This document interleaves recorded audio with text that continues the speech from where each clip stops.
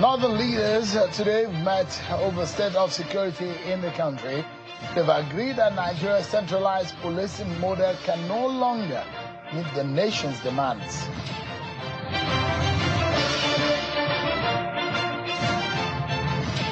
Governor of Irabor State, Mr. Abductions, has met with President Bola Tinubu at the presidential villa in Abuja.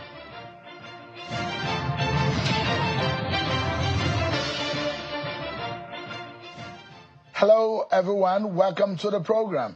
This is Politics Today, live on Channels Television. I'm Sean Kimaloe in Abuja. Let's begin by letting you know what transpired today at the presidential villa, where the governor of Irabor State, Mr. Abductions, has met with President Bola Tinubu at the presidential villa. The governor was said to have arrived at the State House in the company of the APC National Chairman, Professor Nentawe Yewada, around 2 p.m. earlier today, and proceeded to a closed-door meeting with the president. The engagement, we understand, is Governor Kefa's first visit to the presidency since the story about him defecting from the PDP to the APC came up. He had been planned to go into the APC on the 19th of November, but that was suspended, and the governor had given reasons of what he termed that it will be insensitive to hold such a political event after the abduction of schoolgirls in Maga in Kebbi State. So much has happened today also with the political conversations in northern Nigeria, where we saw monarchs and governors meeting similar to what we saw in southern Nigeria.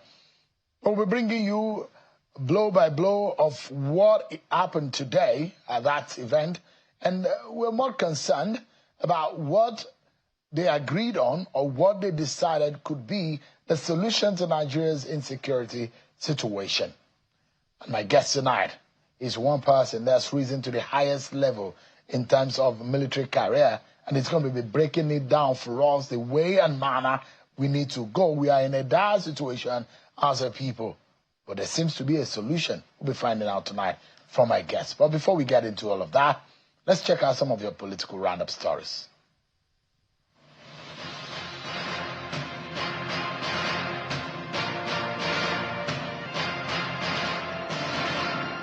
The federal government has reiterated its commitment of the administration of President Bola Tinubu to restore peace and strengthen national security. The Minister of Information and National Orientation, Mr. Mohammed Idris, made the vow at the 10th Memorial Anniversary celebration of the former governor of Kogi State, Mr. Abubakar Audu, in Lokoja, the Kogi State capital, where he represented President Bola Tinubu.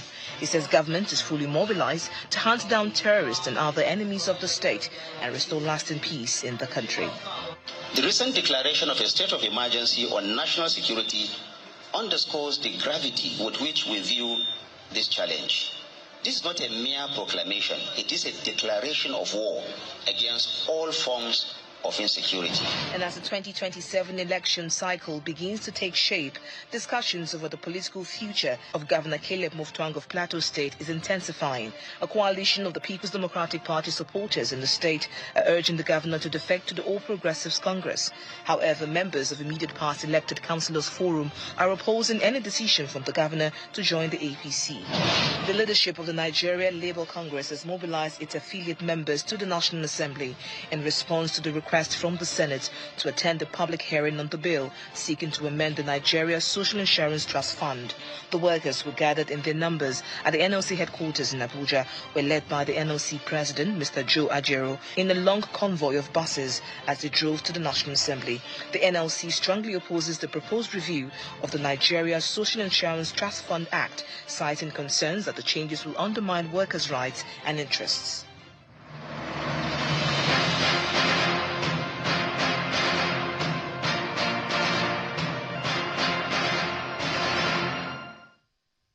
There you have it, your political roundup stories. Now, let me tell you what happened today, where northern leaders and monarchs, we have the Northern Governors Forum and traditional rulers. Those two associations came together And at that meeting, they reaffirmed their support for the swift implementation of state policing reform, describing it as a critical mechanism for tackling the security challenges bedeviling the country. According to these leaders in the north, they say Nigeria's centralized policing model can no longer meet the demands of a nation with over 200 million people with vast ungoverned spaces. The leaders also cautioned against promoting divisive and one-sided narratives that undermine national cohesion, entrench divisions, and ultimately harm collective efforts to tackle the security challenges confronting the region. Let me allow you first listen to some of the governors who spoke and some of their recommendations and solutions on the insecurity situation. Take a listen to the governors.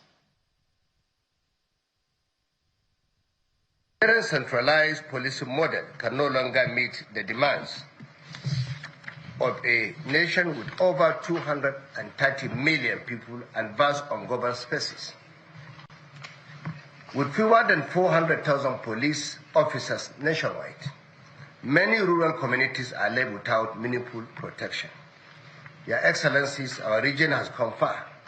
We are dismantling all obstacles and building new pathways of cooperation and development. But challenges remain. Some inherited, some imagined, some shaped by global uncertainty. What matters now is that we face them together with clarity and determination. The security challenges we are facing are multifaceted. Our people, Muslims and Christians alike, continue to suffer from these acts of terror and criminality. Members of our armed forces, drawn from every tribe and faith, have paid the supreme price and are working tirelessly to defeat our common enemies and protect our communities. We must therefore resist the urge to promote simplistic, divisive, and one-sided narratives that undermine national cohesion, entrench divisions, and ultimately harm our collective efforts. To return northern Nigeria to the path of stability and prosperity, we must work together, hand in hand, to confront these challenges by investing massively in human capital development, critical infrastructure, and socio-economic opportunities. That is from the perspectives of the governors, the governor of Kaduna and the governor of Gombe State, both of them speaking about some of the conversation they had.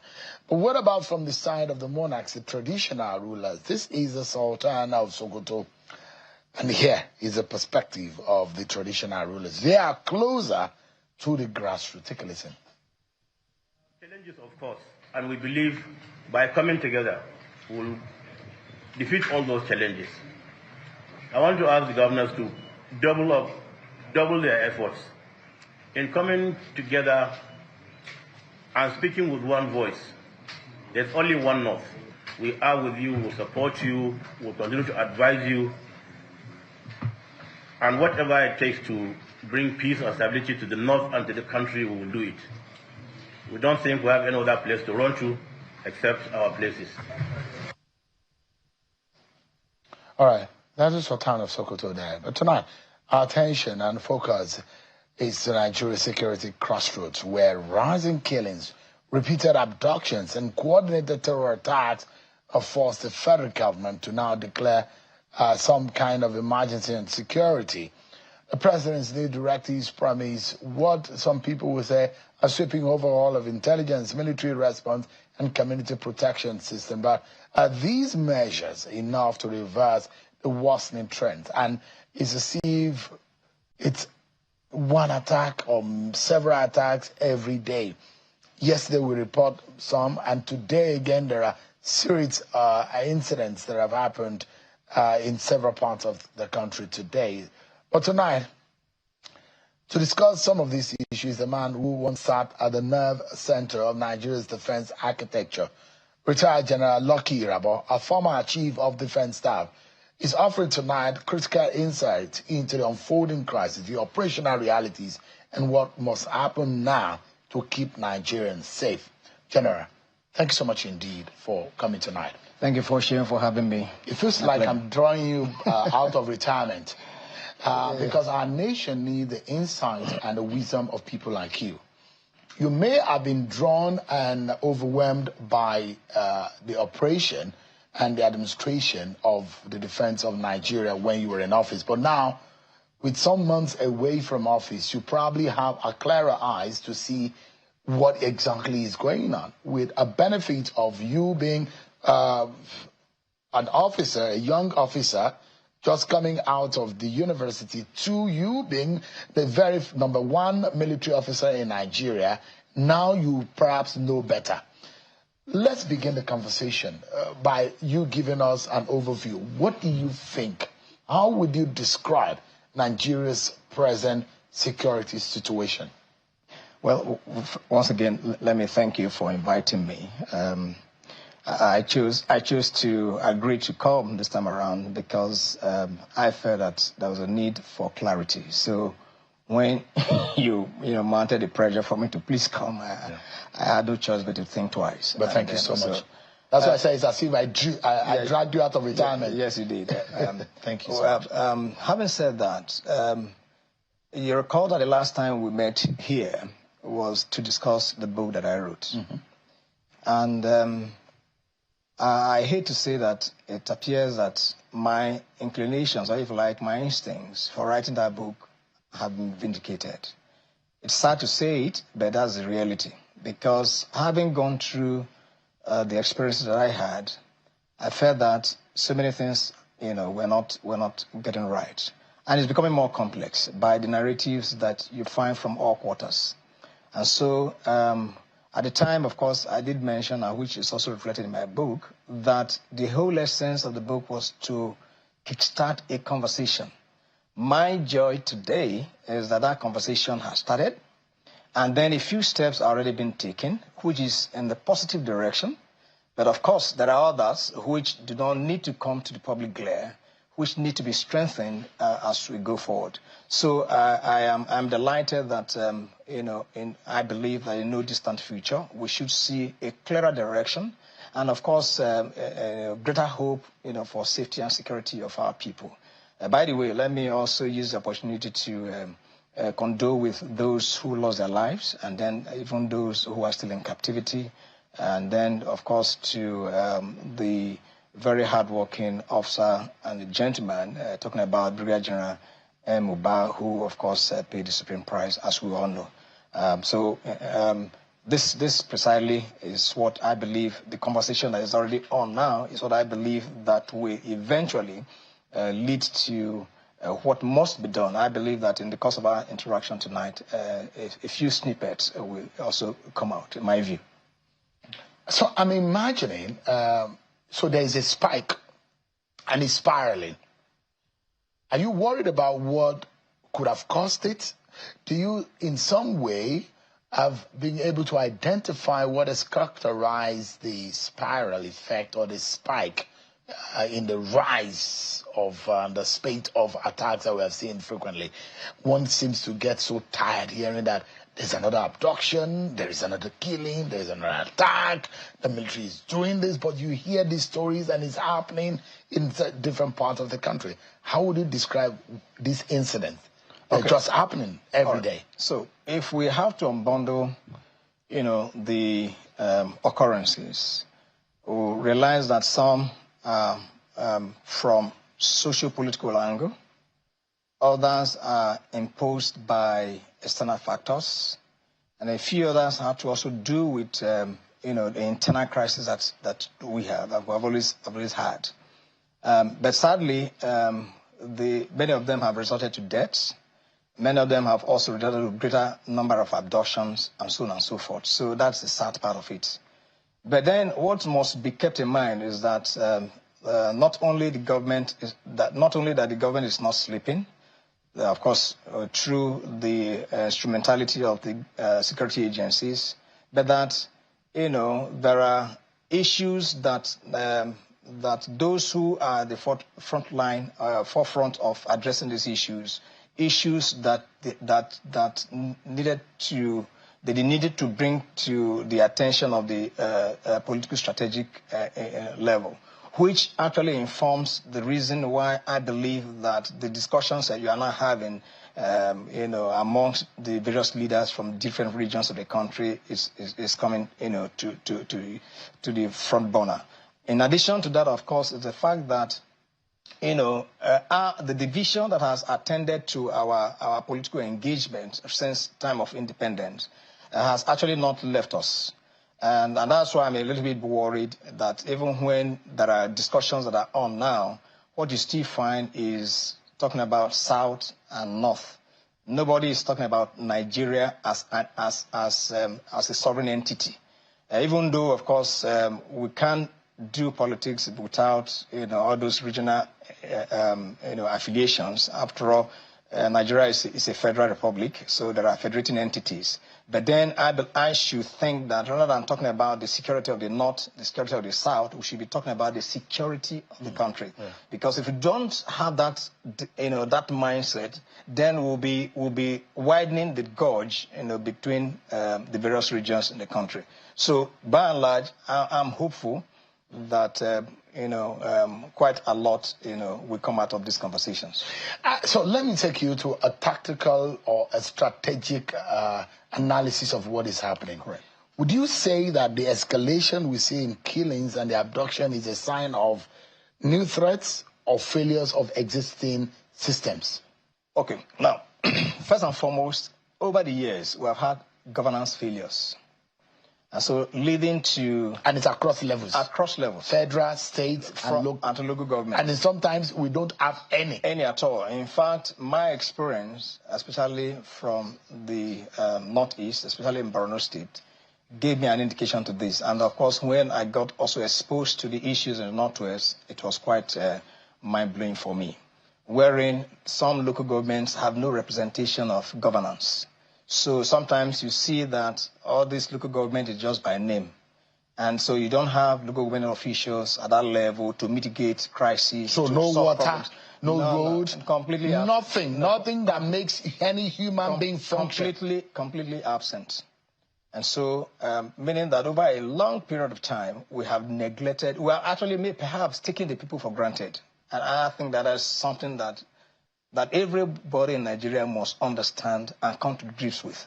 Not to apportion blame, not to point fingers, because pointing fingers will certainly not solve a problem. But then for you to know the problem, because a problem that you do not know is a problem you can never solve. So if you have that at the back of your mind, the next question to ask is, what then do we do? And then getting to know what you would do is to now begin to talk about what resources that are necessary to be able to do that. So for me, it's failure of governance over a long period. Now, because even what we also term as religious crises, what we also term as tribal and ethnic crises, is also a result of governance failures. So it's the aggregate of all this that has given rise to it. And then, of course, with the economic crisis, economic situation that we find ourselves currently, has also made it such that people now look for different avenues to eke out a living, and some have taken up the criminal enterprise as a means of meeting that need. So a mix of factors, if you like, has given rise to this. So you don't think that we have emerging or new threats? This is an existential failure of systems in terms of political governance in the country. Certainly, that is what we are seeing. Certainly, it is. But then you must also know there is conflict transformation. Threats do transform, because, just as you have in the newer technologies, this same way that even social thoughts, if you like, social interactions transform, and then what manifests is what you now begin to see. But the underlying issue is the fact that it's governance failures over a period, because you can't use 1960 tools to address, the 21st century tools. Well, if you look at it, in all its DNA, what you're seeing, because for someone who has traversed training to tactical, to operational, to strategic and administration, correct, you can see and smell whenever you see any violence, and you can be able to dissect and analyze what the DNA and the objectives and the intent of those who are backing it, what they are up to. Correct. So it's not, it might be morphing from something to other thing, But what we are seeing today, there is no new, nothing really new about it. Certainly there is nothing from new. the pattern that we see. There is nothing new. What perhaps one may assume that it is new is the fact that there are external dimensions. Why? There is no man whatsoever. There's no geographic entity that lives in another land. I mean, we live in a global village. So events and occurrences in other parts of the globe, and not to talk about the sub-region, have implications for our own environment. So that also has a dimension. It has always existed anyway. But the point is, because there are newer ways of, or if you like, call it newer tools available to these criminal elements, that is the reason why, not only did the number increase, but also the certification for the violence that they unleash on the people have also changed. Do you smell a rat, though, that all of a sudden, we were not having every day, we have all these pockets of violence, but now it is every day. No. It would be wrong to think that it's every day, or that we have never had it. Don't forget that this, especially for Boko Haram, especially when it started, don't forget that we've had issues of this nature. Don't forget that at some point it was like it was not going to end. So why it will appear now that it's sudden is the fact that over a long period we thought that we're on the winning streak, where the violence of the level of violence appeared to be ebbing, but suddenly we now find that where it's like we have reversed all the gains that we have made. That's why it's so worrisome that why, and that's also why I must also understand the opinion of some people believing that there is a failure on the part of those who have been handling this. To say no, it's not a failure, but rather that somehow that's what it is. That these problems, if you don't remain consistent in terms of the approach, both strategic and operational plans that you have, if you don't remain consistent on it, also be forecasting what the future holds, you are likely to run into this kind of problem. So, I mean, there are a few abductions, terrorist attack, but it does look that the bandits they found their way in the southern. They're moving southwards in the middle belt, in the north central part of the country, and you see their movement. It tends to look like they're now moving towards Ekiti Osun and the Kogi axis, because they are now in the Kwara, in the southern part of Kwara, the Felodun, the Ekiti, Repodun area, and towards the Yagba area axis of Kogi, moving southwards. It tells you something. When you see that kind of pattern, and you draw the map, and you look at it on the board, and you look at how these patterns are growing, and these incidents are happening, what does it tell you? What story can you be able to extract from it? Okay, first and foremost, let's understand that Boko Haram, let's take Boko Haram as the basis of our analysis. Boko Haram came up with an ideology. Boko Haram has not been extinguished. Excuse me. Yeah. Boko Haram still exists. And at some point, when the heat was on them, they broke away from the northeast and made inroads into the northwest, and had some form of, handshake with the bandits. And that's why you began to see elements of terrorism in the northwest. So not only do you have banditry in the northwest, you equally have elements of terrorism, which also transformed to, at some point, Lakurawa, that you no longer hear of. And then, of course, you now hear of Wulu Wulu, and so on and so forth. So you must not discountenance, if you like, discount the fact that Boko Haram and the ideology of Boko Haram, as well as ISWAP, has not left us. It has not left us. It's all part and parcel of what now manifests within the environment. So you must keep that in context. You must also keep in context the fact that there are other criminal elements. The bandits. You must also understand that there are kidnappers, those who kidnap for ransom, who are purely, economic criminals, as it were, who are also within this environment. But what you must also keep in mind is the fact that criminals, whether they are terrorists, or whether they have an ideology or not, there is a common denominator. And so for someone who is more interested in the economic benefits, if you decide to have an interaction, if you like, a network with the terrorists, all that he'll be interested in is the fact that he's able to meet his economic demands, as it were. And so a mixture of it, that's the reason why the threats that we have is a little bit complex. And that's why we think that, an approach that takes into consideration a total understanding of the nuances will be what should do, rather than, this hype, within the social media, lumping everything together, not allowing those who are handling the issues to have a breathing space to be able to know, know what to do. And even when the public is being briefed, this mistrust, that I've attended to how we view governance as it were, or people like government agencies, has also not helped matters. And so the issues are escalated in the social media, in the wrong direction. There are those security experts who say you can figure out in a way the intent of a criminal or a violent person by their targets. Correct. And you look at the targets of recent, and there are those who say, okay, let's take, and you have said that we cannot take away the external influence of what we've seen altogether. Correct. For example, Mr. Donald Trump, who had said they will come to Nigeria gun blazing, and that they will, based on what they are reading, that there is a Christian genocide in Nigeria. And then you see attacks on churches. Churches are not the only ones that are being attacked, but abduction of priests in churches, abduction of traditional rulers, there are people who have been killed in Kebbi, abducted in school and all whatnot. Is there a possibility of a link that these terrorists or these bandits are listening to the political dimension? And I've spoken to politicians on this program who have said, look, Sheung, forget it. This is political. All what we're seeing in the last few weeks or so is politically driven. What do you make of those debates? Well, somehow you can't hold people for their views.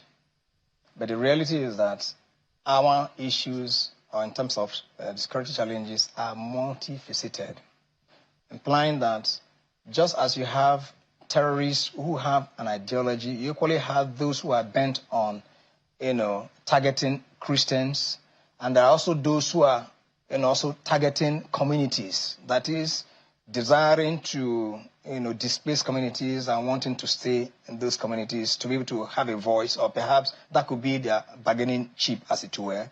For whatever reason, there are different reasons. There are those who are also regarded as economic criminals and so on and so forth. So if you now just assume, or if you like, lump the entire thing to be one of those strands, then of course that would be, the analysis would be wrong. And those who also say it's political is also, again, that will be lumping all the issues to assume that all the other issues, do not matter. It's just for you to heap it at the back of the politicians. That's also not correct.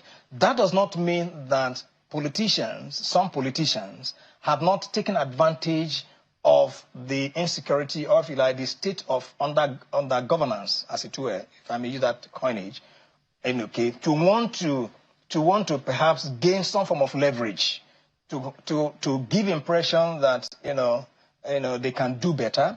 Others perhaps want to give impression that, look, to score the point that there is poor governance, they could also instigate certain crises in one way or the other. So those who believe that it's purely political, maybe assuming their argument, maybe having the argument from that angle. But then, for me, as a security person, and who, of course, has seen it all, it would be wrong for So, General, for a fact, Christians are being targeted. Of course, some Christians are being targeted. No doubt about it. For a fact, politicians are funding terror in this country. Some politicians. Yeah. If I wouldn't want to say. So when I say politicians, that means that there are the politicians who are funding it. Of course. But why has it been difficult for us to be able to know the names of? Why is it strategic? Is it intelligence? Or why has it been difficult for names to be named? Well, this is not what I should come here to begin to discuss. more so that I know I'm no longer in active service, but I believe that there are a lot of individuals who are being called to question.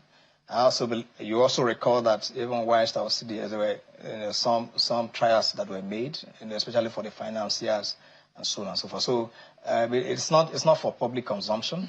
It's what I think we should do at this point is to give support and trust those who have been charged with such responsibilities that they will do what is right.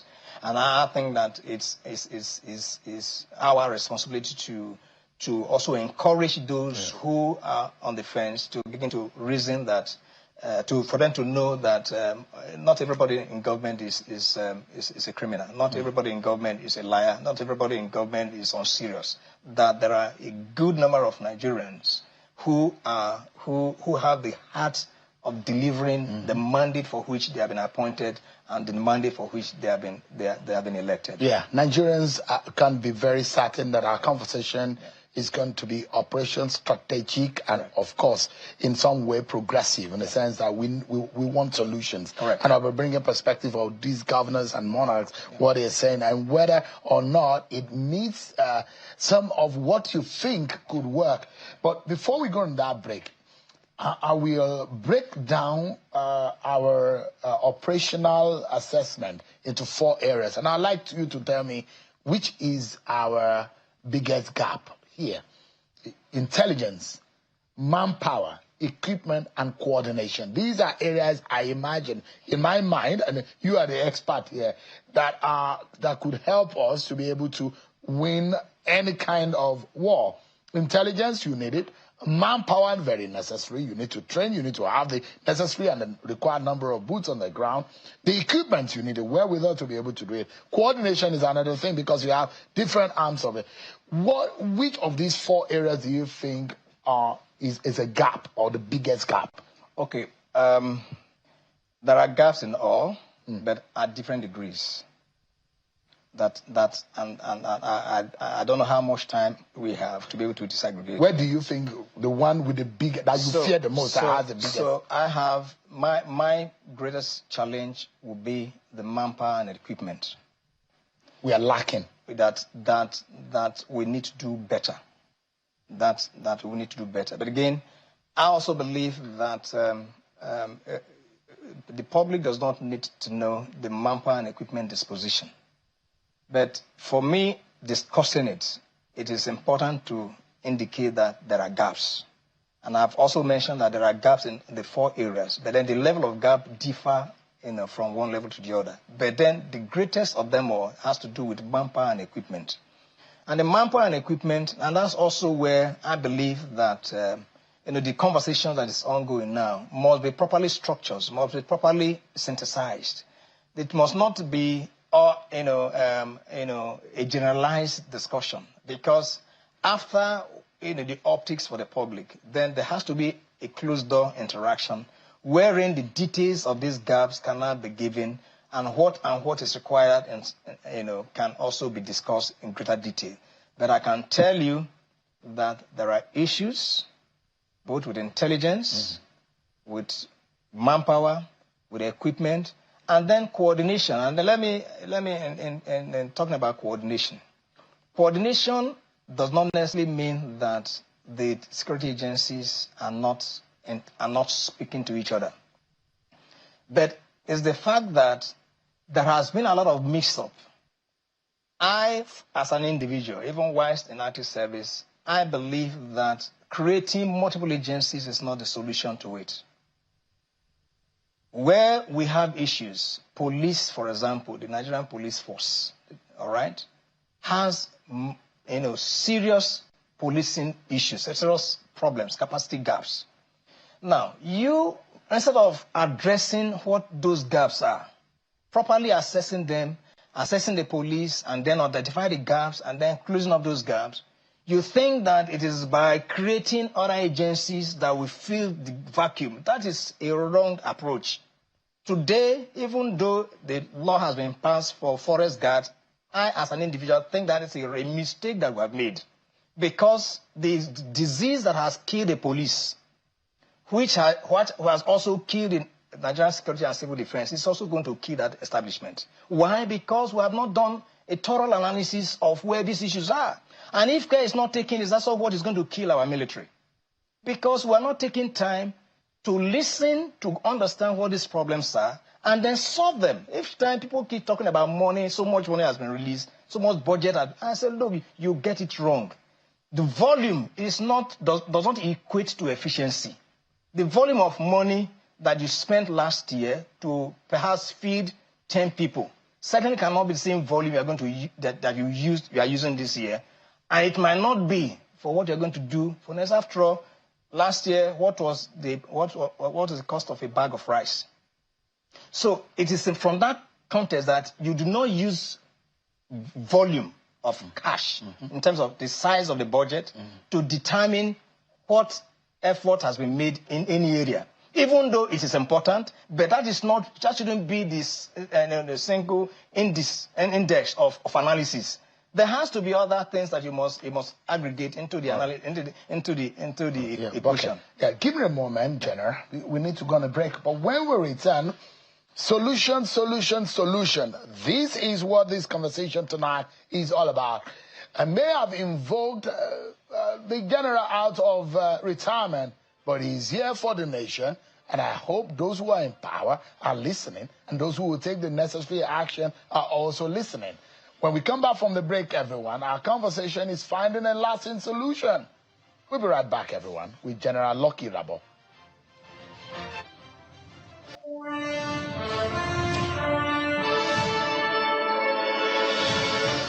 Thanks so much, everyone, for staying with us. We have the privilege of speaking with our former Chief of Defense Staff, General Irabor, and he's been speaking with us on the solutions to Nigeria's insecurity situation, which we're saying that critically things are spiraling and people are working. But at the fifth columnist, or what exactly is going on? And he's mentioned what could be the gaps. But I'm worried, though, the repentant terrorists, and people had picked holes in that strategy of recruiting, because there are those who feel that the repentant terrorists were being recruited into the army. Well, Shehu, I'm glad that you mentioned this. It has always been a burden for me where we got this impression from. Were they ever recruited? How can they be? Does not exist. Before I became CDS, I was theater commander, Operation Lafia Dole. Yeah. From there, I crossed over to become Force Commander, Multinational Agent Task Force. When I left, I became the Chief of Defense Training and Operations. I was overseeing all that, and then I became Battalion Commander, and I got appointed as the CDS, which I spent 2.5 years in that post. How could it be? Where people got that impression from, I cannot tell. Now, but we have Operation Safe Corridor, which I supported, which I will support today, and I'll continue to support even tomorrow. What is Operation Safe Corridor? What does it entail? It is looking at those that have been arrested, engaged in the act of terrorism and banditry, that are profiled. And so the low risk amongst them, meaning that those who were conscripted into that criminal enterprise, and those perhaps who got themselves caught up in the milieu of the criminality, all right, are now separated and then sent to the camp where they are de-radicalized, all right, over a period. It's like somebody also in a correctional facility where certain teachings are brought to them, and then some skills are also given to them before allowing them to be reintegrated into the society. On what grounds were there people talking about? No, because there are words out there that some of them found their way. How can they find their way into the military? When, first and foremost, their biometrics were taken, the records of them, and not only were the biometrics taken, there is none of those services, especially, let me speak for the military. Army, Navy, and Air Force, each time they are recruiting, you have recruitment officers in every of the states who go with those data. And they are meant to scrutinize them So, structurally, within the military, yes, it's almost impossible for some of these elements to find their way in the military. It is impossible. And besides, you can't come into the military if those from your local government have not actually sanctioned you, that is, guaranteed. It's fit enough. Yeah, not just, because... like a surety. A surety, a guarantor. Mm-hmm. It is the responsibility of the local government, that do that. So if you've been involved, all right, let's assume that our filtration process does not capture it. But the point is, at that local government level, which is even a starting might be point, found out. But there are those who feared the fifth columnist effect, and that those who a lot of the times, what has happened where officers, gallant officers who were waylaid and killed, were those who are leaked information. Some of them have been arrested and prosecuted within the military system. That is very true. One thing you must also realize is that our soldiers, we have soldiers from the 774 local governments of the Federation. There is no state that is not represented in any service, and even in our operations. All right. Now you cannot also vouch for the behavior of individual soldiers. That is the reason why in the military we have both the military intelligence, we call it have the military police. Now, why will you have military police within the military?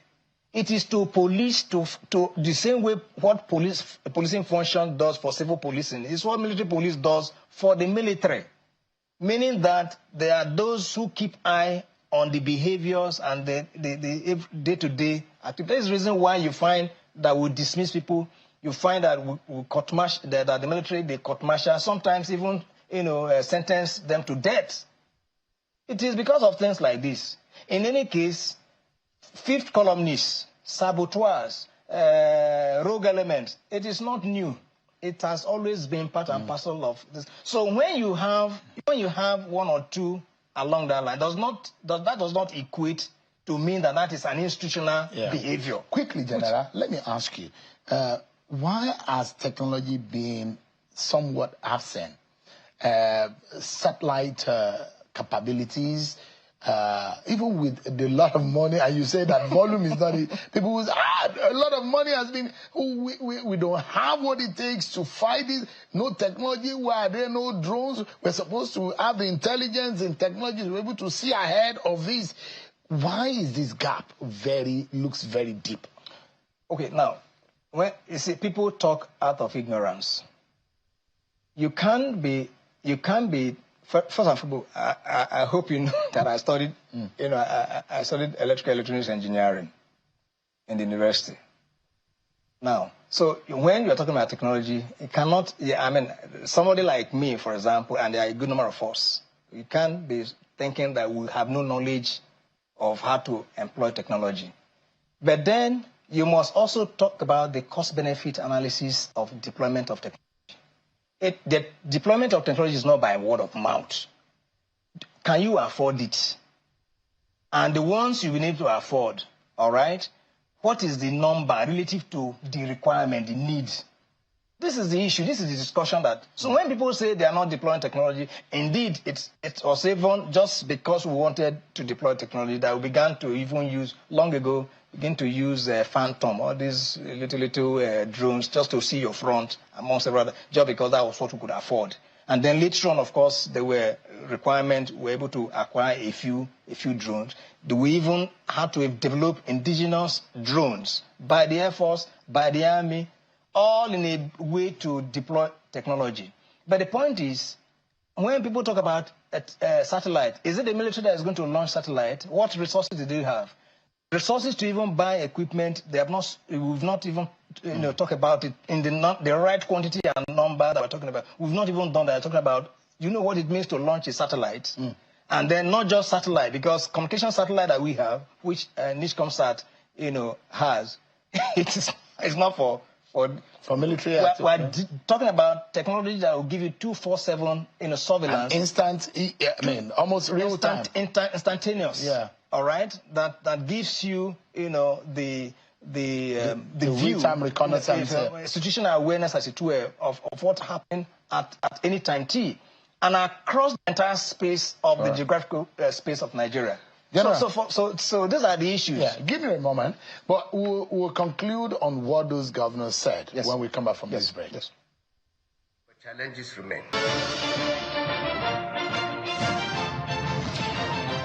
All right. Vice President, those are the ones. Thank you. We're having a lot of conversation about it. I'm learning quite a lot. I mean, it looks like I'm in the school of security right now, but let's conclude the conversation now around this.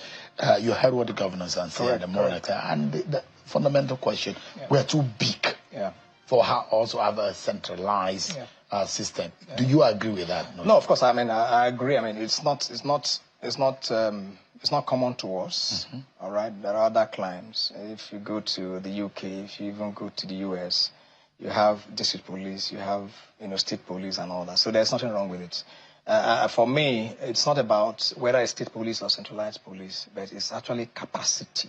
You'll be able to have them properly trained, properly kitted, equipped for them to do what is right, and then of course to also train them, with and imbue in them a moral setting for them to know that it's policing task. It has nothing to do with partisan, political, tax that take. So I agree for the issue of state policing. Yes, of course, I think it's, but not just to have the state police, but it must be. We need to break down the security so that it's not only at the center and the local area. Very essential. Now authorities can take charge. Very essential. But I mean, there are those who are saying that the forest guard, which you mentioned earlier, is an old phenomenon. Correct. Only that this government and this administration just are working it and trying to regime it and equip more people. But your own argument is that we need to solve one problem and not using another thing to, I'm aware, run away. Yes, I'm aware that, forest guards have always existed, even during the colonial times. Yeah. All right, we used to have forest guards. But my argument actually is that it is not because you now have problem. At that time when civil defense, those who agitated for civil defense to come up, the impression given was that even the forests and our so-called critical natural infrastructure were where they are going to address. Has that been addressed? So because there is a gap now, you now think that you should revive what was existing. If tomorrow they fail, you think now we'll think of another. So this is the point. Right. I'm saying that the established agencies that we have, they are sufficient to address the issues. But then you need to, solve their problems. Solve their problems. Fix it so that it can work properly. So that they can be effective as it should. General, we need to close now, but I will plead with you for something. You are not on the hot seat because you are not in service. Thank you. But those guys who are there right now, they are on the hot seat every day, operational and administrative issues. The CNC is not a military man. He's not trained in this case. But if you have one thing to advise him tonight, as a commander-in-chief, and you've had opportunity to be in charge of the soldiers on the ground, and you know what it means for you to have a coordinated, very instructive and strategic instruction from the CNC. You know what this means. If you have to tell the president one thing tonight, in the midst of all of these chaos, what would that be? Well, first and foremost, there's something which the president has done which is gladdening to me, and which I mentioned some time ago, which has to do with declaration of state of emergency. Now, he has declared emergency on security, so it's not necessarily a state of emergency, but then the will to be able to implement the totality of that pronouncement is key. And what is it? There must be, a behind-the-scene discussion with, some stakeholders to be able to disaggregate that statement and then to be able to, give effect to it. So, for me, is the first step. I believe that he may have been doing it, but then if that is not being done, I think that that's an area to look at. Yeah. General Irabor, retired military officer and the former Chief of Defense Staff, many thanks for allowing me to wake you up from retirement. Thank you so much indeed, and I appreciate Nigeria. Appreciate. Thank you so much indeed. Thank you very much. That's our show for tonight, everyone. Many thanks for watching. I'm Sean Wakimale. God bless Nigeria.